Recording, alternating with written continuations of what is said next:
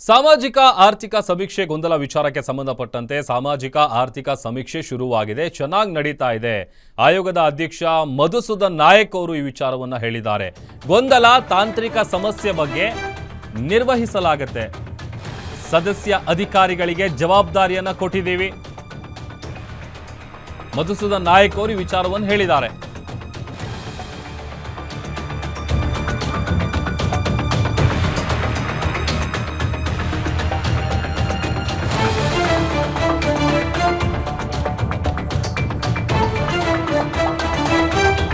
ಇನ್ನು 14 ಪರಿಶಿಷ್ಟ ಜಾತಿಗಳ ಹೆಸರು ಕ್ರಿಶ್ಚಿಯನ್ ಜೊತೆ ಇದೆ, ಯಾಕೆ ತೆಗೆದು ಹಾಕಿಲ್ಲ ಅಂತ ಬಿಜೆಪಿಯವರು ಬಂದು ಕೇಳಿದ್ರು.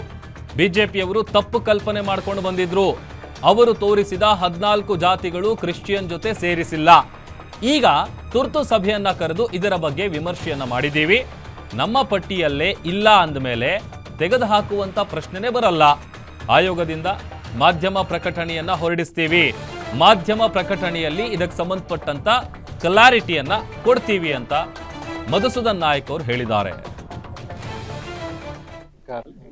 ಇದು ಸಮೀಕ್ಷೆ ನಡೀತಾ ಇದೆ.